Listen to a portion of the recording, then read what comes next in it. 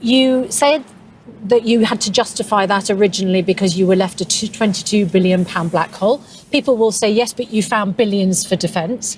Why did you have to take the winter fuel allowance away from pensioners, including many of the veterans we're speaking to?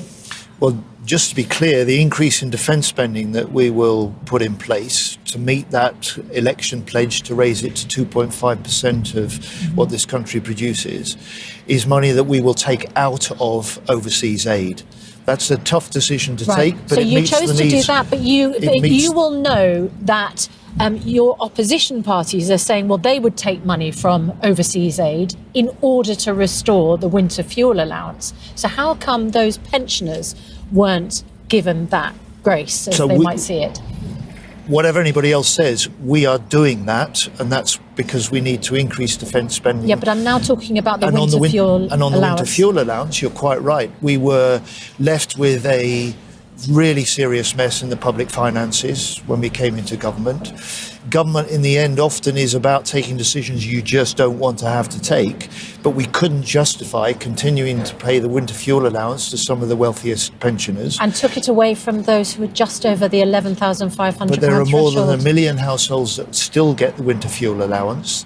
There's 12 million pensioners that are protected because of our triple lock. OK, And so there are 3 retreat, million, no retreat on the winter fuel allowance. There are 3 million low-income households that got the winter fuel discount as well over this winter, and that will double next year to 6 million. So we know that it's a big electoral issue. Can I just establish you're not changing course?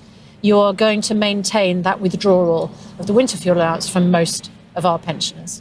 There is no review of the winter fuel allowance underway. The reason I got into politics was because I want to change this country for the better, make it fairer, greener and more compassionate. And it's been an enormous privilege over the last few years to work alongside my brilliant co-leader Adrian and wonderful deputy leader Zach to do just that. Looking back at what Adrian and I set out to achieve when we stood to be the party's co-leaders back in 2021, I'm proud of what we've done. We've taken the party from 1 MP to 4, from 450 councillors to over 850, and winning nearly 2 million votes at the last general election. But this is just the start for me and the party. Today, after many months of careful consideration and steered as I always am by how can I make the biggest difference, I'm announcing that in the leadership election this summer, I will not be restanding as leader, to allow me to pour all of my skills, passion and energy into the positive and exciting things that I want to achieve in Parliament and in Bristol Central, including action to end the affordable housing crisis, tackle the climate emergency and campaign against racism and xenophobia. These are all issues that my constituents in Bristol Central feel passionate about, as do I. And this city, which I'm so proud to live in and represent, will continue to be at the heart of everything I do as an MP. Thank you so much to everyone who supported me throughout my time as co-leader. In this new 5-party political system, it is all to play for. The future of the Green Party is bright, and I'm feeling really excited about continuing to play my part in it as Bristol's annoyingly persistent, totally committed Green MP. And I'm really excited to see what all of us can achieve together.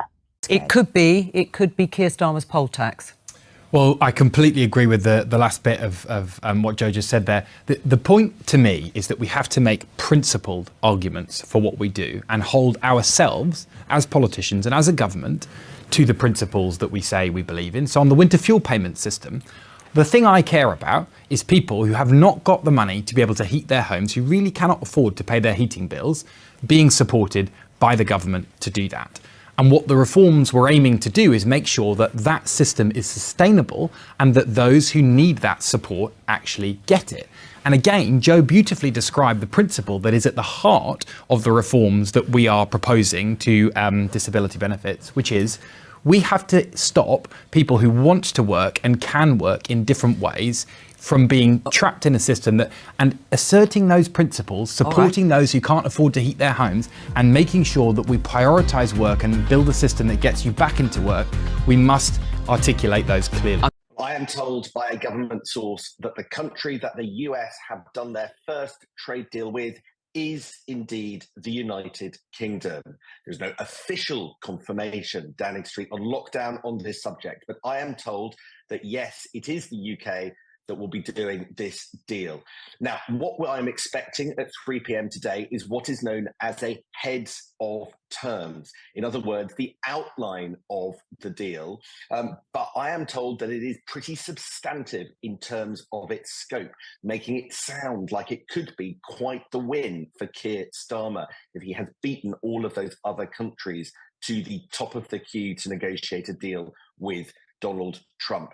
I think the hope of people in number 10 is that this deal will allow them to be able to claim that they have saved jobs that otherwise would have been at threat because of Donald Trump's tariffs that he's imposed on the UK and trading partners all the way around the world. Now, we do not have confirmation of the exact contents of the heads of terms. As I say, all over Whitehall, there is no comment.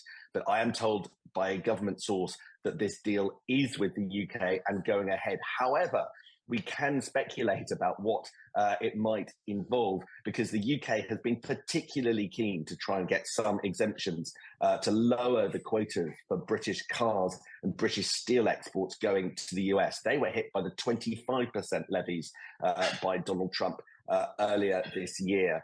And all of those industries have been begging for some kind of relief to be negotiated by government. So I would say that is pretty much at the top of the list of the asks that Keir Starmer's government will have been making, that Lord Mandelson, our ambassador in the US, will have been helping to negotiate, and those teams in the US that you referred to who have been out this week will have been trying to do. So as I say, confirmation from a government source that the country that the US is going to announce a trade deal with is the UK. That's later today. It's not official confirmation, but the source is confident. A substantial agreement ahead of... The primary thing that you've got to do is you've got to improve people's living standards. That's really the real judgment that any party in government should be based on. And we must do better after the first 10 months. I think that's fair to say. And I think it's right to be honest with the electorate. And I think we've got to, as a party, have a very quick period of introspection and make sure that we do better.